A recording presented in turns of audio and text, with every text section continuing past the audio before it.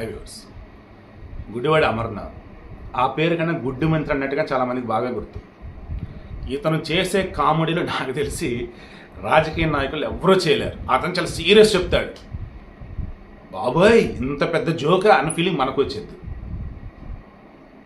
Course ఈయనున్నాడండో ఆ Rajahmundry MP Bharat, అంత reel star అంటూ ఉంటారు అతను, ఎందుకంటే సినిమాలో నటించున్నాడు.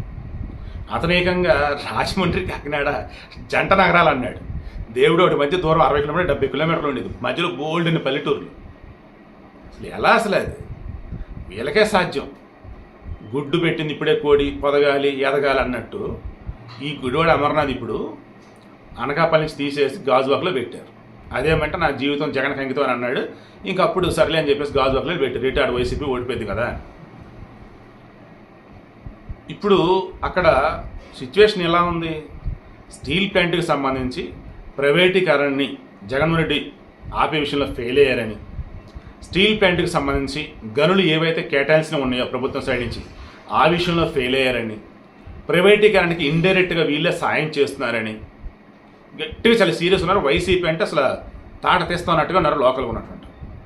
ఇటువంటి మూమెంట్లో ఈ గుడివాడ అమర్నాథ్ ఐటీ అండ్ పరిశ్రమల శాఖ మంత్రి, పాపం అసలు ఐటీ అండ్ పరిశ్రమలు అంటే కూడా ఏంటో ఆయన తెలియదు.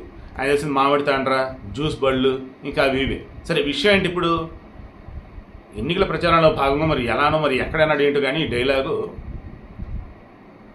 ఈ బీజేపీ ముఖ్యంగా మోదీ ఆంధ్రప్రదేశ్కి వచ్చాడు ప్రచారం చేస్తున్నాడు కదా, ఆయన కానీ స్టీల్ ప్లాంట్ ప్రైవేటీకరణ మేము ఆపేసిన ఒక్క మాట అంటే ఇమీడియట్గా నేను నా మంత్రి పదవికి రాజీనామా చేస్తా అన్నాడు. ఇవాళ ఎంత అండి తారీఖు? 5. ఎన్నిక ఎప్పుడంటే 13వ తారీఖు. ఎన్ని రోజులు ఉందండి? ఇంకా హార్డ్లీ 8 రోజులు.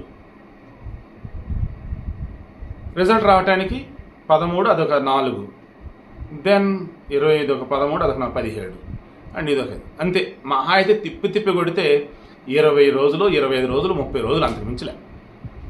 ఆల్రెడీ ఎన్నికలు కూడా అమల్లో ఉంది. ఈయన మంత్రిని పేరుకి కానీ ప్రత్యేక అధికారులే ఉండవు. దెన్ ఆటోమేటిక్గా నువ్వు మంత్రిగా దిగిపోయినట్టే లెక్క. మళ్ళీ మంత్రిగా దిగిపోతాను చెప్పటం ఏంటి అంటే చూడండి, అసలు ఒక పదవిలో ఉండటం అంటే ఏంటో తెలియదు. ఆ పదవిలో ఉన్న వాళ్ళకి ఏం హక్కులు ఉంటాయి, ఏ రూల్స్ వర్తిస్తాయేంటో తెలియదు. ఈ స్టీల్ ప్లాంట్ ప్రైవేటీకరణ కాకుండా వీళ్ళు అడ్డుకున్నది లేదు. స్టీల్ ప్లాంట్కి ఏవైతే గనులు కావాల్సి ఉన్నాయో వాటిని ఎక్స్టెండ్ చేసింది లేదు, ఇవ్వాల్సిన టైంలో ఇచ్చింది లేదు.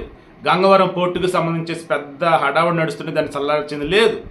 ఏ మాత్రం ఎక్కడ కూడా స్టీల్ ప్లాంట్కి సంబంధించి వీళ్ళ వల్ల 0% కూడా లాభం చేకూరకపోతే మరలా ఇప్పుడు ఈ మనిషి వచ్చి మోదీ వచ్చి ప్రైవేటీకరణ ఆపుతున్నాను అంటే నేను నా మంత్రి పదవి రాజీనామా చేస్తా అన్నాడు అంటే ఇంతకు మించి అది పెద్ద కామెడీ అని ఉంటుందా?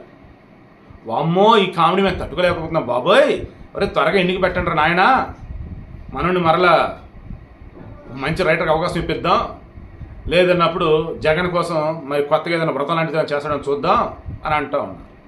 వీడియో యొక్క ఇంట్రెస్ట్ మీకు అర్థమైందా? నేను చాలా ప్రాక్టికల్గా చెప్తున్నా. స్టీల్ ప్లాంట్కి సంబంధించి వాళ్ళకి కొన్ని రా మెటీరియల్ ఉంటాయి, ముడి పదార్థాలు ఉంటాయి, ముడి ఖనిజాలు అంటారు. ఆ గనులు వచ్చేసి మన స్టేట్ మినరల్ డెవలప్మెంట్ కార్పొరేషన్ తరఫున వాళ్ళకి ఇవ్వాలి. వేరే రాష్ట్రాల్లో ఉన్నటువంటి వాళ్ళేమో లీజులు ఎక్స్టెండ్ చేసుకుంటా పోయినారు, గనులు లీజులు ఇవన్నీ. ఏపీకి సంబంధించి మాత్రం ఎక్కడెక్కడ ఆపేశారు, మీకు తెలుసా అది? దెన్ రా మెటీరియల్ లేదు, ప్రొడక్షన్కి ఎలా చేస్తారు వాళ్ళు? గంగవరం పోర్టుకి రావాల్సిన కోల్ ఏదైతే ఉందో, రిమైనింగ్ రా మెటీరియల్ ఏదైతే ఉందో అది కూడా రాకుండా అక్కడ గంగవరం పోర్టులో మరలా ధర్నాలు, నిరసనలు, ఆహాడవాడు అదొకటి నడుస్తుంది. ఇలా చెప్పుకుంటూ పోతే అడ్డు గడుగునా కూడా ఈ స్టీల్ ప్లాంట్ ప్రైవేటీకరణకి ఓ రకంగా సహకరించింది ఈ వైసీపీ వాళ్ళే, సహకరిస్తుందో వీళ్ళే. రేపు టీడీపీ, జనసేన, బీజేపీ గవర్నమెంట్ ఫామ్ అయితే 100% స్టీల్ ప్లాంట్ ప్రైవేటీకరణ ఆగిపోయింది, అందులో నో డౌట్.